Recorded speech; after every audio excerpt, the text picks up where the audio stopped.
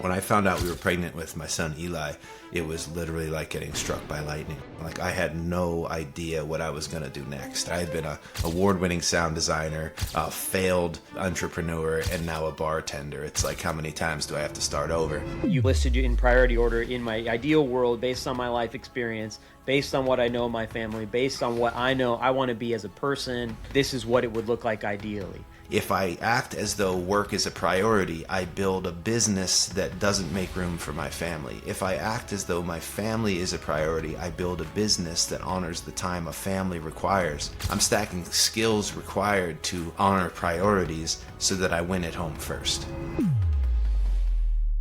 Welcome back to Own Your Upside, the show where we help you build true ownership in your life through real estate and small business investing so you can stop renting your upside from others and take control of your own life. My guest today is my good friend Luke Gilbert. After building a career in the trades during the first chapter of his career, Luke made a hard pivot into real estate and relocated to Boise, Idaho. He's also built his own investment portfolio, a property management business, and has done performance coaching for real estate professionals for the past 4 years. Luke is a perfect example of someone who took life into his own hands, created a set of valuable skills, and has found a way to truly own his upside. That's what we're going to talk about today. So, welcome back, Luke. Thanks for having me, Aaron. Good to be here. Nice to see you. Well, first and foremost, this is episode number 3 of the rebranded Own Your Upside podcast. We've known each other for a little over 2 years, and we spent about 1 year together meeting very frequently in a mastermind where we were really working through our own personal development, personal brands, all of our kind of explorations that we're doing. And it's really fun that in the course of 2 years, we've both grown and even made some pivots. And so first and foremost, I gave a very high level overview of some of your background, but can you just kind of run us through, to 2026, Luke, starting from kind of the earlier parts of your career? Yeah, totally. And the story really is my life started with my first child. Like when I found out we were pregnant with my son Eli, that's the career version of me that was born. Because until then I was bartending, like kind of like you, drinking too much, bartending, making rock and roll on the side, just living that single life. And when I found out we were pregnant with my son Eli, it was literally like getting struck by lightning. Like I had no idea what I was going to do next. I wasn't planning for it. I had nothing saved. I thought I was rich, making $40,000 a year, living in a shoebox, So it really was like that holy shit moment where what happens next is important and I don't know what it is yet. And that's how I ended up in the trades. I was digging ditches for a contractor just to stay busy between bartending gigs and make a little extra money to buy microphones and studio time.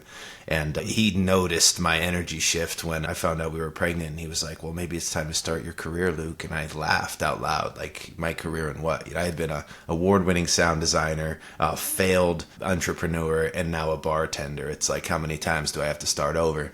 You and I can both agree probably as many times as it takes, and then a few more after that. But I didn't know that at the time because I was sort of trained in traditional schooling and as a worker, not necessarily a business owner. So it kind of felt like failure to get somewhere and not stay there. I think that's changed. It's more nationally accepted that iteration even around job ownership is changing more regularly, so it's a little bit more normalized. But this was back in the late 2010s, so anyway, he was like, if I could do this again, I'd be an electrician. And I was like, okay, here we go, I'll be an electrician. What do I do? And he gave me a guy's number. I tracked him down, finally got a job with this guy, and that was the day that my career started, or my W-2 career started. Had a job as an electrician for a while. I was pretty good at it. Still stuck in California. It's similar to your story too. Like the kids just changed the game, dude. I had one kid after the other. Both of them were gifts, but also accidents. And it was like, oh my God, okay. I went from making $40,000 a year to making $80,000 a year, like a year and a half. So it was aggressive, but it also was like getting absolutely nowhere by California standards. So it's like, what am I going to do? So we moved to San Diego to try to escape the golden handcuffs of San Francisco, making more money, spending more money. San Diego was a parallel equation, making less money, still spending more than I make.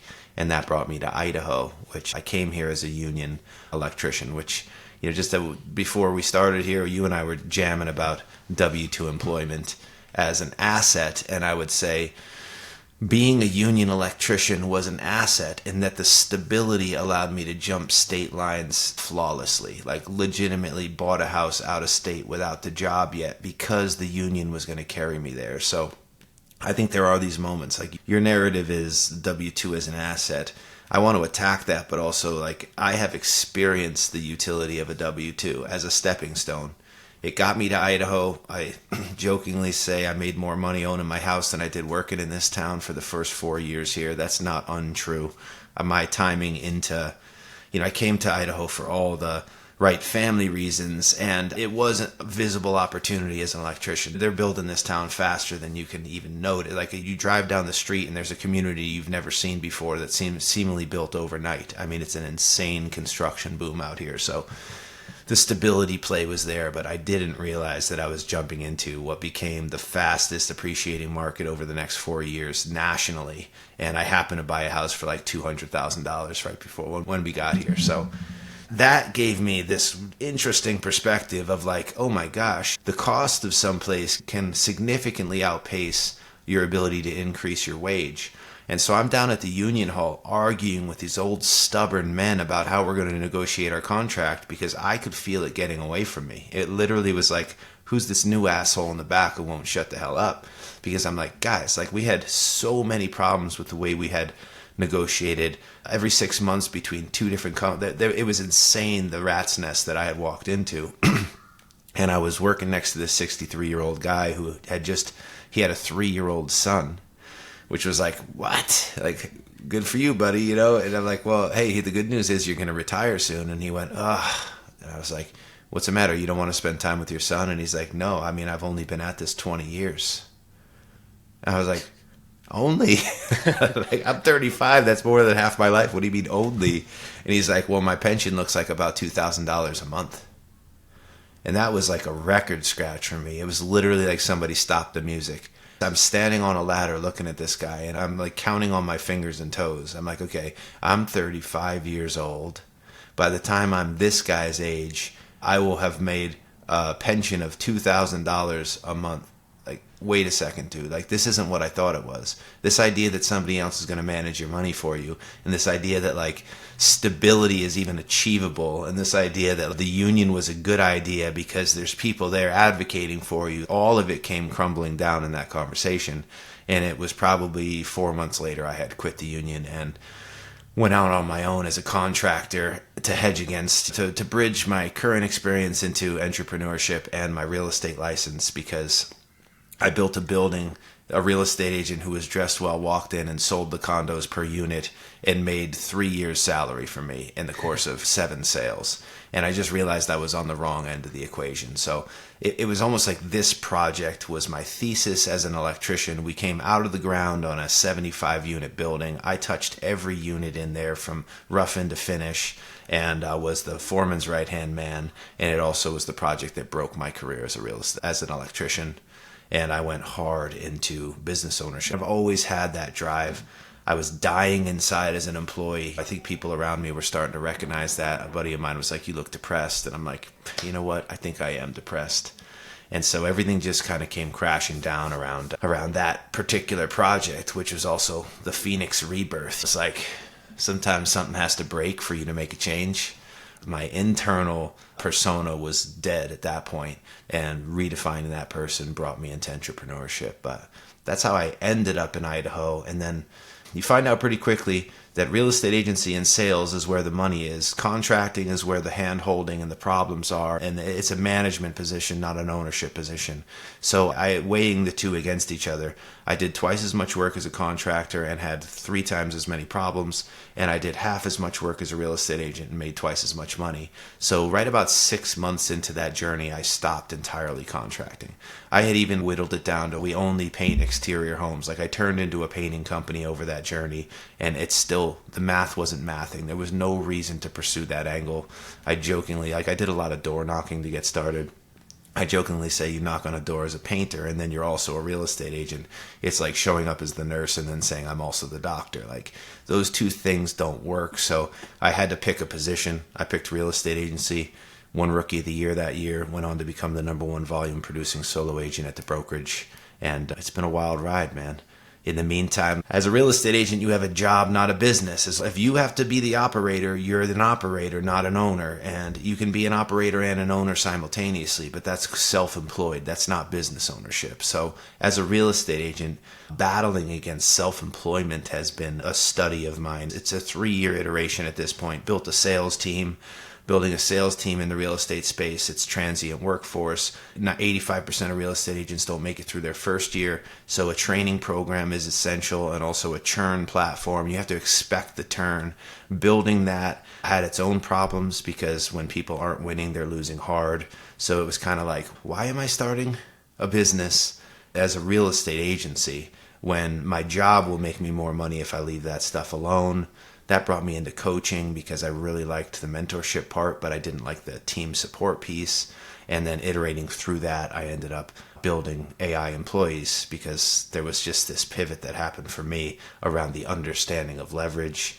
And that's where I'm at today. I'm building AI employees for real estate professionals. That idea is still coming together, but I've successfully built a software product that is sellable to users. That's an ISA, sort of EA position in your real estate business, assistant/sales. And that's been a wild ride, man. I'm beta with 6 users now. Learned a lot about why it sucks and how to make it better, working through the friction of onboarding. There was so many parts of vulnerable exposure during this journey, but it's my passion right now. And I think owner-operators need leverage. Leverage is the most valuable around AI right now. Building aggressively in that space is my passion. I love it, man. Thank you for retracing all that. I know it's a lot, but there's a reason that you're qualified to be doing what you're doing now, creating AI agents for this specific context, because you've actually worked in all these different verticals within real estate, right? There's a lot of people trying to bring AI products to life, but some of them are doing it so without having that grounded experience. So I think it's a really interesting thing that you've chosen to focus on now, especially having known you for the last few years as you've kind of like progressed through these different chapters of your career. But going back to the earlier part of what you were saying, a lot of it boiled down to awareness, right? You were coming to these different kind of stages of awareness about what it really means to be an employee, what it really means to be self-employed, even not necessarily the textbook definitions of those things, but what does it feel like to know that, okay, there's a ceiling on where I can really go in the trades. And then you flip the script entirely and you went to a business like being an agent in which you can eat what you kill, if you will, where you are directly incentivized by your performance. And you are, by definition, and getting to know you as long as I have, a high performer. So if you're a high performer and you have those tendencies, you have discipline and you have awareness, you can turn that into whatever you want it to be as long as you're designing around the life you want to live. So I really applaud and admire. You mentioned, of course, like children, they come, there's never a perfect moment to have children. It always changes things in a major way. You hear that, it sounds almost like a cliche, but at the same time, when kids come along, it changes your math, it changes your constraints. And so you've just, I think, done a very good job of fluidly evolving to meet your circumstances and meet your goals. And that's kind of when I hear you retrace your story like that. The other observation I'll share too is that you've done property management, you've invested in your own properties, you've coached real estate professionals. So it's actually this idea of like skill stacking. And I think you and I share that in common. Like when we see a problem, we want to go and understand the problem, use critical thinking to solve it. But then we also have this desire to do something with that information, not just hoard it to ourselves, but hey, we came to this realization. We see ways in which it could help others. So whether it's through coaching or writing content or building a software solution, like it's solving problems one after another. You've done that with your property management business. You saw a problem, you solved it, right? So I admire that. And I think I'm curious to see if you think of that the same way when it comes to skill stacking to kind of meet the problems of the moment, or if it was really just kind of making it up as you go. Sometimes it's easy to explain things in hindsight, but I'm curious if it was intentional or if you had that kind of thought process. I don't think I'm so smart that I orchestrated this master plan and went and executed it. I think one of my skill sets is agility. So I'm up to 4 kids now. That's no joke. And I had a really big year in 2021 that was by accident to some degree. I was like, one of my theses right now is that bringing a product into no demand is a fool's errand. And a lot of people, I got a buddy who's an inventor. He thinks that because he built it, people want it. It doesn't work like that. I happen to have timed demand on the Idaho real estate cycle perfectly and accidentally through the pain of needing to leave where I was behind. Being able to situationally aware enough to pivot is a huge part of success. And I think trusting God and jumping into these opportunities is the best thing that I've done. It really is. Like, every moment was a leap of faith. I still am in a leap of faith as I basically starve my real estate business to build a software company. That is a risk I'm willing to take because I have identified this particular opportunity as something I am deeply curious about. And if you follow your curiosity, by accident you stack skills. I get really weird curious about things, and I wake up early to study. That's how I got out of the union. I was showing up early and reading a book before I went in, and literally people hated me for it. I jokingly say I read my way out of the union, but it's true. So yeah, I get this itch and I just start going hard on it. So the evolution is, what does my family require from me? If I have my priorities in order, it's God, self, husband, father, leader, servant, friend. And when I nail that order, things just seem to work. And I'm out of order all the time, guys. I'm not trying to say I've got it figured out. I'm saying I understand it conceptually. But if I look at that stack, it's like, being a good husband is more important than being a good father. That sounds crazy to most people, but you can't do it out of order because being a good dad doesn't make you a good husband. So when you start to look at that, I have two priorities that sit in the family column. If I act as though work is a priority, I build a business that doesn't make room for my family. If I act as though my family is a priority, I build a business that honors the time a family requires.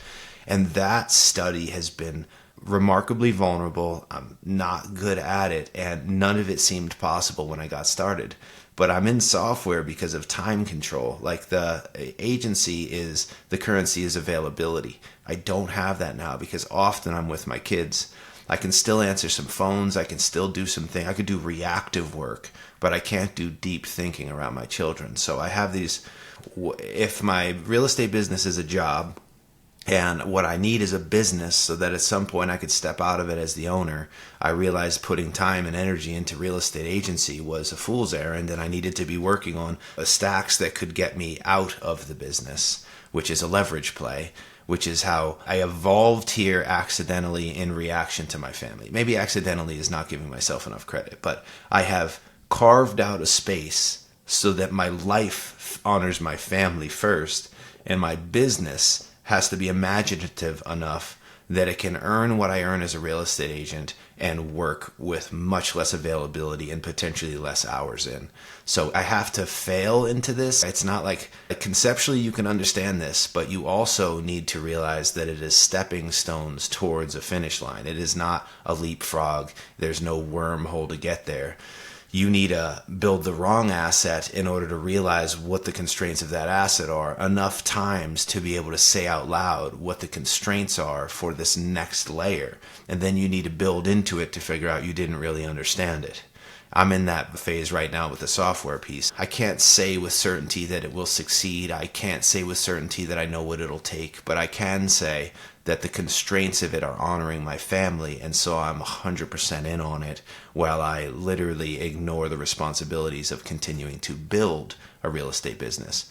I have got enough leverage in my real estate agency. That work happens successfully without a ton of time in, but I'm in my 8th year of business. That took 8 years of insane focus on how we do things and do them well. So I could do that work mechanically now. So every one of those layers brought me into this next layer, but it's a priorities thing. I'm not stacking skills so that I can flex. I'm stacking skills required to honor priorities so that I win at home first.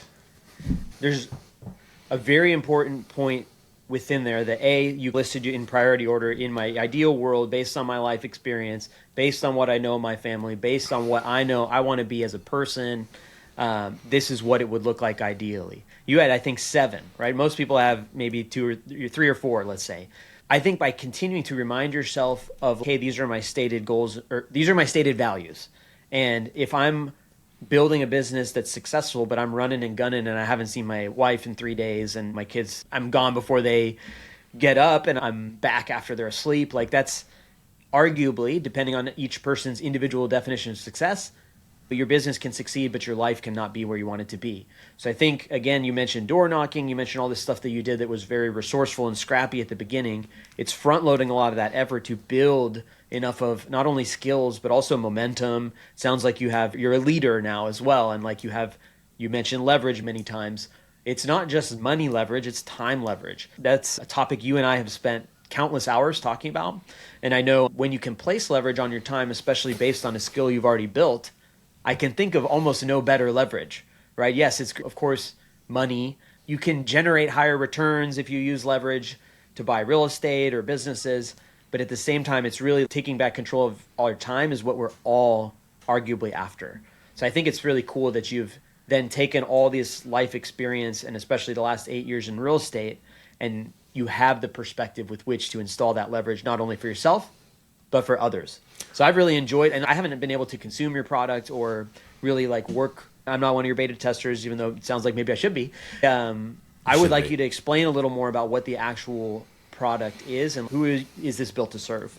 Yeah, so the owner-operator part is something that I vocally am struggling with to this day. I still operate as owner-operator in my real estate business. So the product that I built is for people like me, and we're most real estate agents. There's a team structure you'll bump into. It'll gobble up all your money and give you back no opportunity. I experienced that young in my career, and then I think that's how a lot of the people that I was coaching were team rejects. People had fallen off the team. They need the support and they need the mentorship, but the cost of the leverage was not valuable. And so that became this like, all right, what do I do? Like as a coach, what I learned to do is obsess about process, because process precedes systems. If you nail your processes, can be extracted and injected into different systems. So let's imagine the way you do things is your process. The software you run that in is the system. People make the mistake of buying an advanced software system with no process to put into it, kind of like building a website with no content. If you don't have pictures and you don't have a copy, you literally stare at Squarespace like, what the hell am I supposed to put here? And then you build something boring because you use canned copy and you used stock footage. So at the end of the day, it's like, you have to begin with a focus on process. And I learned that coaching because you don't realize what you know and don't know until you try to explain somebody how to succeed. Like when I start telling you what you should be doing to win, it puts a lot of pressure on me having deeply considered what it is that I've done to win, whether or not it applies to you, whether or not it's universally applicable, whether or not chronologically the order makes sense, whether or not it's too busy or not busy enough, because people have short attention spans, and rightfully, and people need early wins. You need to start building these processes that front stack opportunity and also are long enough to build habits. So I started obsessing about this piece, and what it turns out is that's the first lever. Process is the first lever, because a clean description of what you do and how you do it allows you to hire. Because often people hire and they don't know what they're hiring for, and they're like, I just need help. And then somebody comes on board and either they're stupid expensive because the talent it requires to come in without direction is remarkable. It's $90K a year plus, easy. And no real estate agent can justify that. Most of them are making $90 a year. The second piece is, if they're not talented, they need very clear direction. And most of us have tried to hire a VA and failed because it's like, dude, just do the work. And VAs are almost like human AI. Like, that's not fair. And then VAs, fuck you, Luke. But I'm like, the reality is they need and expect clear process in order to execute. And they are moving things from column A to column B. It's not a lot of judgment. That they're not expected to make judgment. They're expected to execute. So the description of execution needs to be really tight to successfully hire, because you can burn money with a $7 an hour VA if you have no clear direction for them. Look at your balance sheet at the end of the month and realize you wasted money. It doesn't have to be a $90,000 cost. It can still be bleeding because now two people are doing the same job. So you've added a $7 an hour cost rather than created $7 an hour leverage. So that obsession about process brought me into this journey of, okay, if process precedes system is the next study, systems right now run in AI is the thesis. Like anybody who's sidestepping AI right now is doing it out of fear.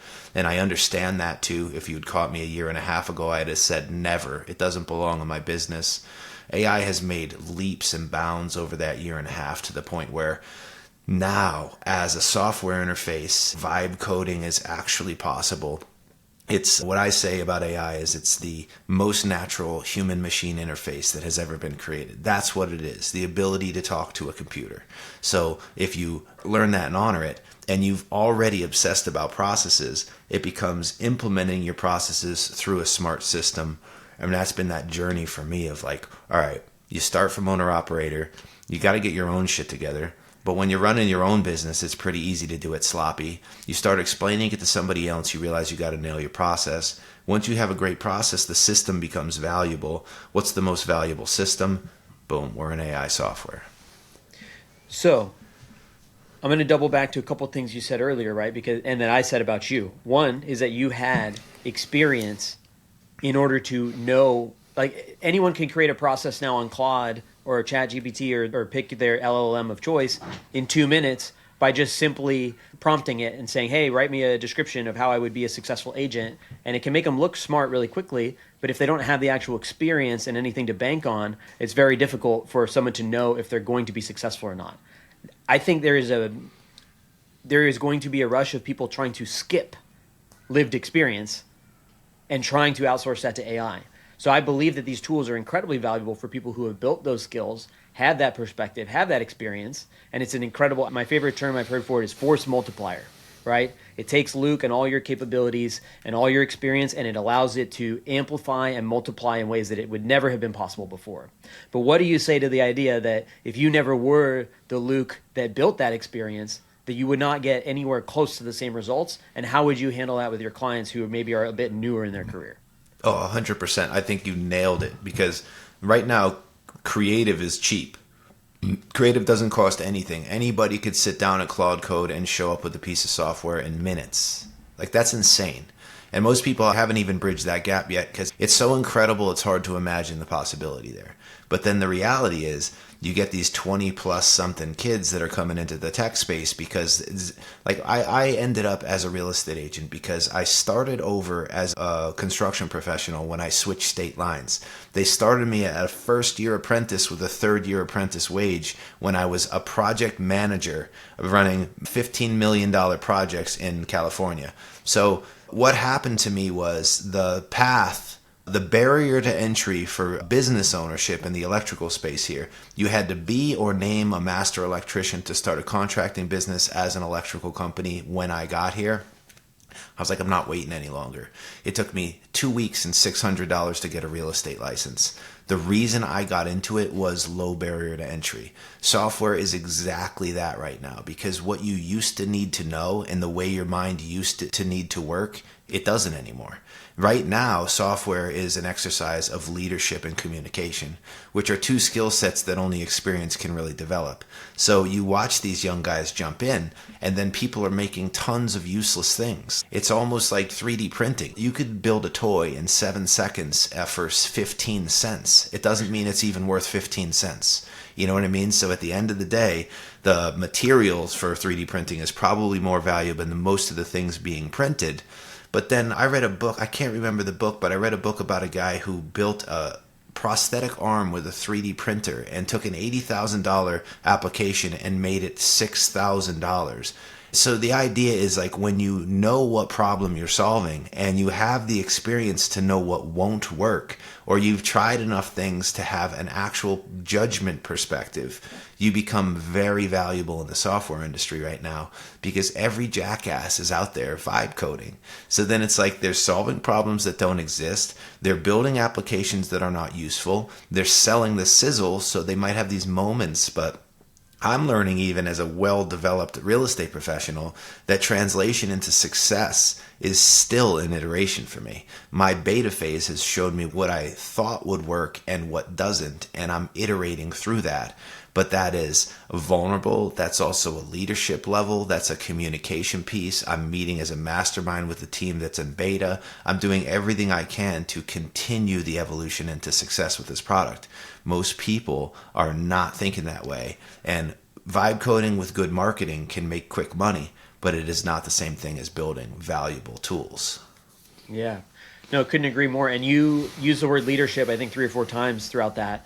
And I think that's the piece where I'm like, you can't fake your way through that. Like that has to be something that you not only personally evolve to grow to believe in yourself as a leader, whether it's in your family or a small team, or even if you have run a solo business, you still have to exhibit elements of leadership just in the way that you cast and communicate your vision, and whoever it is you do contract with and engage with, you have to be able to draw them in and get them bought in behind what you're doing, while also reciprocating and giving them respect and whatever compensation and being fair and being like, I think it's really hard to develop that posture if you are going to immediately jump in straight to AI. And I'm not saying that people shouldn't. I'm saying that I'm still confused in putting the pieces together. If I were 20 years old right now, and if I were in a 4-year college, or if I had gone straight out of high school and gotten a job, learned to do something with my hands, where is the accelerant for those people? I'm in my mid-30s, and I know that I'm grateful that I started writing content before generative AI. I started the podcast before generative AI. I worked with VAs before AI came and tried to push them out. I still believe that VAs and AI both hold a place in my business umbrella. So how do you game this out for people who are coming up into their professional adulthood, if you will, and what should they do to catch up to people who were able to get that experience more organically? Yeah, I don't want to act as though leadership is a graduation moment. The reality is you're all leaders. It's just whether or not you take that piece of your life seriously. Nobody gets you out of bed in the morning. You're leading parts of your life, period. So how seriously you take that is up to you. And then I don't think there's a time machine for leadership development. I think that's the part. As a young man, I wanted to leapfrog everything, buddy. Maybe you're that way too. In my 20s, I wanted to own the company that I worked in with no understanding of the fact that a company wasn't just some machine that built sound effects. It also had to sell the opportunity. It had to manage the opportunity. It had to run under a particular liability umbrella. It probably needed insurance. It had overhead. I didn't understand any of those things, but I wanted to be further along than I was. I'm not asking people not to be that way. That is just life. And the lesson you learn in your 20s is you can't leapfrog experience. If you're lucky. I wasted a lot of time in my 20s. I kind of learned that in my 30s. But the point being, okay, now you get to be a leader. It's like, you're a leader. How seriously are you taking that? Because it's not like we go back to priorities. You called priorities values. I wanted to attack you on that, so I'll do it now. Priorities are not values. Values are some pretty little thing that you hang next to your vision board. Priorities are where you focus your attention. So a value can be a nice thing to think about. A priority is I ignore things downstream. It's an energy measuring stick. It is the ability to identify where your attention should be. So I'm not going to say priorities or values. I'm going to say if you have leadership on your board, and you heard my priorities, it was God, self, husband, father, leader. 5th position over servant and friend, okay? Nothing else belongs on that list because everything is consumed by that list, and it's an extensive list. But leader comes before servant and friend. If I am your friend before I am leading, I have failed you. And it makes it hard sometimes because people expect friendship, not leadership, and I show up leading. But I know that if I do not lead by example and focus on becoming a better leader, I fail everybody around me. So at the end of the day, how seriously are you taking your leadership development? I met a guy who would have been a great leader, and he just could not see that needed development. I am a leader. Okay, fine, you're a leader. And you said you couldn't fake it. You absolutely can fake leadership. 90% of the time, that's what you're experiencing at a job. Somebody who's faking leadership because they've been there long enough to climb up the ladder. The reality is good leaders have studied leadership. And they've studied it through leading and failing and leading and failing. And I continue to lead and fail. So you don't graduate to being a leader. You have to take leadership seriously.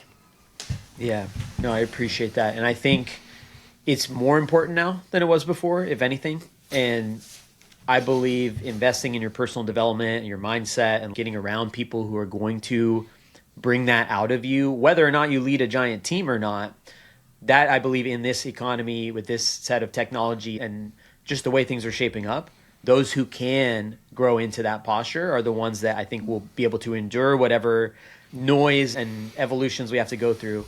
And on the topic of noise too, I think. Hey, let me tie that back go ahead. because I kind of missed the punchline there. The idea is you can't really lead AI until you have studied leadership. And there was nothing really applicable. That was a feel-good conversation with no real action. I have learned more about being a leader working with AI than any other platform because iteratively it's very cheap to fail. It is very cheap to fail. You can build something terrible, have the machine show it to you, know why you hate it, communicate why you hate it, realize you communicated that poorly, get something else shitty, and continue on the iterative cycle. So my ability to communicate vision is probably further along in the last 6 months than it was in the last 43 years of my life. So the idea that you can't learn to leading AI, I think the real summary is you cannot leapfrog experience. Leadership is a derivative of long-lived hard experiences. You have to fail consistently in order to lead. And my 20-somethings out there saying I could do this without this idiot telling me I need a lead. You're leading, and you're leading AI. And how seriously you take your leadership of AI and how quickly you iterate will be directly proportionate to the level of success you find as an AI leader. Because leaders are having to learn how to lead AI. People who've been leading massive companies are having the hardest time leading with AI because the speed of iteration is not something that they're used to. So if you hop in the saddle with AI and you're open and honest and you share broadly and narrowly your vision to see how terrible it is, only to learn that what you were building was useless, have the courage to pivot and continue to iterate, there is not a more powerful platform for cheap failure and cheap iteration than AI right now. That's a really good point. I hadn't really thought about it in that lens. And I don't know that I love the word failure, but I understand why you're using it. But even the experience of being set back or something not turning out exactly like you wanted to. You and I have talked about, we've started multiple businesses since we've known each other. Some of them had greater success than others. Some of them presented more clear signals to go further into. Some of them presented clear stop signs. And it's that journey of just even learning how to interpret the signals you're getting and not escalating too far into one thing that's not giving you the go signal. It's those little micro decisions as you're a leader of your own life. And this also ties back to the W-2 as an asset thing. I view a W-2 as a single, very important piece of a broader basket of skills and income that comprise your overall professional life at a minimum.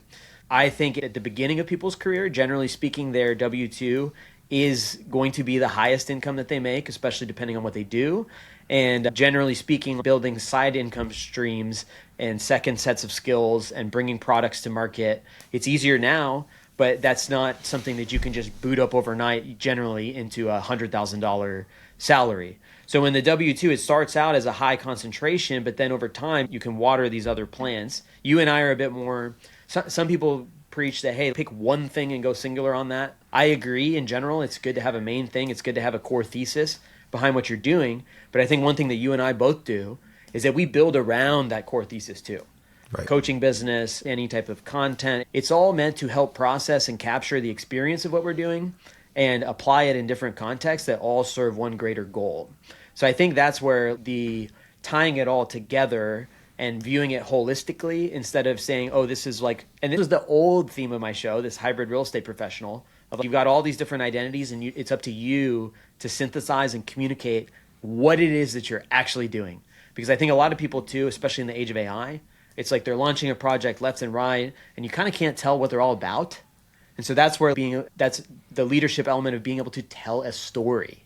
For you, maybe even just live on this call right now, tell me, what is the story you're telling with the business that you're focused on right now as it relates to what led you to this point? It's been an iterative process. The willingness to fail. You don't like the word failure, but I don't think you can dull the edge of that word. The reality is it's not, it's like I've had to pivot. Yeah, I think we summarized this early in this conversation. My story is the jarring realization that where I am at is not correct, and the willingness to iterate forward. So it's like your core thesis idea, I think it's well founded, but also it's irrelevant. The reality is everything is tied together. What you learn here can be applied there with the right imagination. So you don't have to circle the wagons on a single priority. You have to be able to pull the thread through. So at the end of the day, what I learned playing the drums made me a better guitar player, made me a better producer, made me a better bartender, made me a better worker, made me a better real estate agent, made me a better software developer. Being a parent directly relates to my ability to stay calm in communication. It's like they're not distracting from each other, and they're in wildly different buckets, but your human development happens over time. You can't wormhole time. I got a buddy switch from residential into commercial. He said to me, "You think it's a good idea?" I said, "Blake, it completely depends on how much time you spend there. Because if you continue to iterate through, you need to find something to spend some time in to gain experience in. Or your experience is the iteration. Both are okay, but if you're asking me whether it's a good idea, it depends on why you're doing it." So if he continues to fail forward into better opportunities, stacks his understanding of himself in the meantime, and lands in something vastly different like coaching basketball, that's not wrong.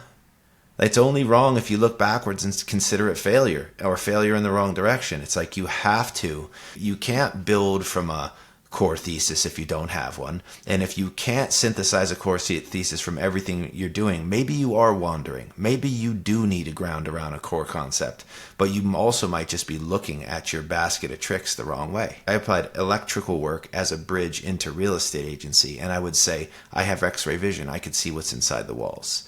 It's not because they're the same thing. In fact, they're exact opposites of the same industry. But the narrative was you take one and you build into the other. So it doesn't have to be that your building blocks are all the same color. Yeah, no, I really like that framing, and I agree, and I think that was a good, healthy pushback on how I was pitching it up. But what I would say, though, is that wandering, again, that's maybe a label that suggests something negative when, in fact, it might be exactly what you need. But at some point, I do believe that generally people will find and settle into a lane that is congruent with their values, especially if they're taking time and being intentional, like we're talking about now, like reflecting on their experience and actually considering their experience as they do whatever they're going to do next. Sometimes people don't stop and process. This is why I love writing so much. I write a lot for myself, but I also publish a lot. And I publish a lot so that I'm engaging in the conversation, because people tell me things that they see that I don't see. And I value that a lot. And it's part of my iterative journey. But I guess that where I'm going with this is like, I believe wandering in the context you talked about can be valuable. But at some point, do you believe that it should, for most people, land somewhere coherent that they stick to? Or do you think that you can just continue to piece things together one by one, even if it looks different, and still get to your objectives? I know it's obviously very context dependent. I'm just curious what you think. I think that's my response, is it's very hard to say that one thing is better than the other. Like how I got where I got, you couldn't go do today because the circumstance of environment was such a huge factor. So it's like I started a coaching business with all the right intentions, and then I built that business into low demand. My thesis coming out of building a coaching business is it's not that coaching businesses are irrelevant. It's that the timing on that particular business was met with low demand. So it's really like that was an iterative failure that actually stacked very nicely into the next layer. But it took a lot of soul searching and self-reflection, because you could be stubborn enough to bang your head against the same idea reluctantly or stubbornly until it works. That's an old school mentality. And I think the speed of things these days is learn what you can from what you're doing and apply it to the next idea. So I think you could wander your whole life. Like, I was in San Francisco bartending, and I worked with this guy, Matt Pankuch. He became a good friend of mine, not a great bass player. We were in a band together for a while. Sorry, Matt.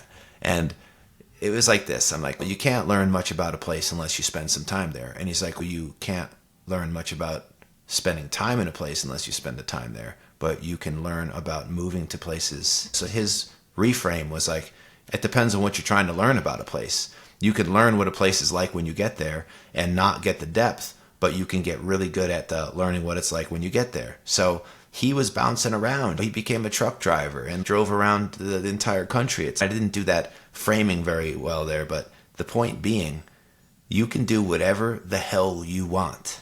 There is not one linear path to success. In fact, there's 17,000 ways to get where I am, and you couldn't take the path that I walked on. We don't have the same constraints. So for me to tell you what it should look like, and for me to say something to you about how you should consider, it's literally perspective. And what I learned coaching is I can't tell you what to do. What I can tell you is exactly how it looks from my seat. And if you'll trust me to share that with truth, I will always share that honest perspective. And you might not like it, but you also don't have to listen to it because it's not the truth, it's my truth.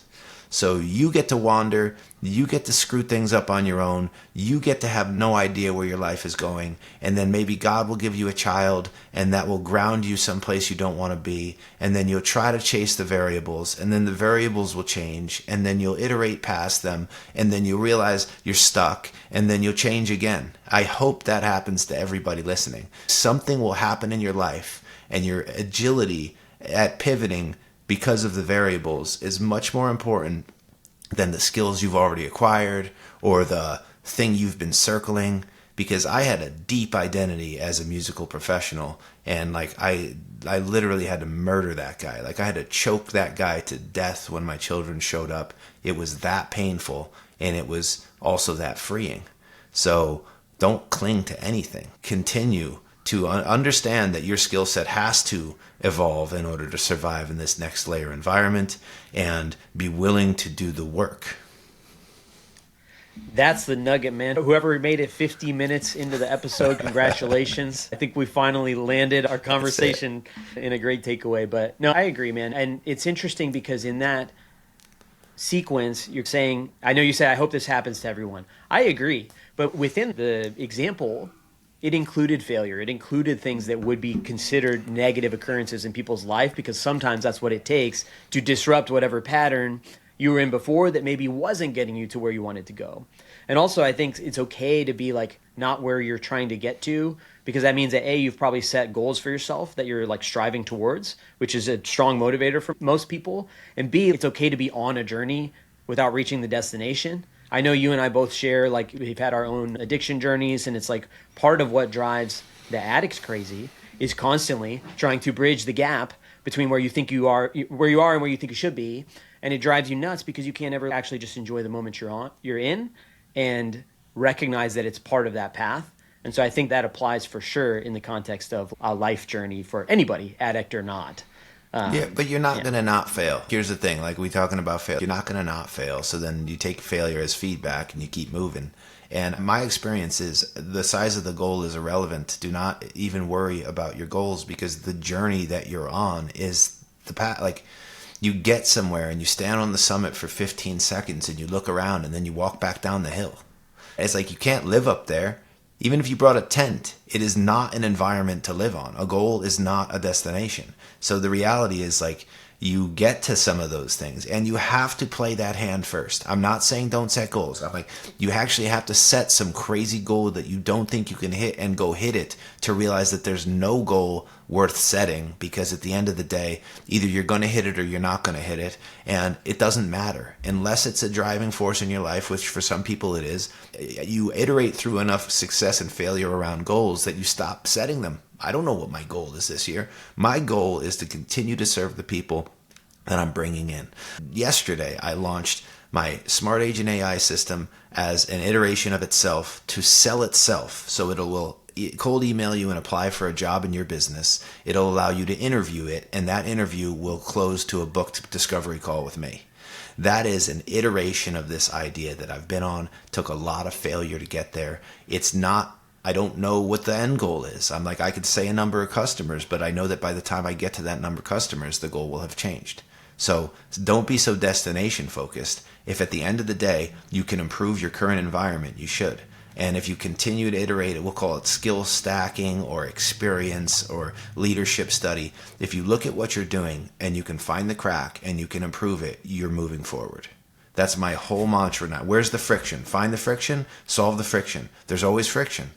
So then the iterative process of growth looks more like a deep self-awareness than it does some destination or goal. Find the friction and lean into it as a means of solving it, right? Essentially. Or if it becomes such a barrier that it's not surmountable, then you pivot and adjust. And I think you used the word agility several times. I just want to highlight that because that is a great word.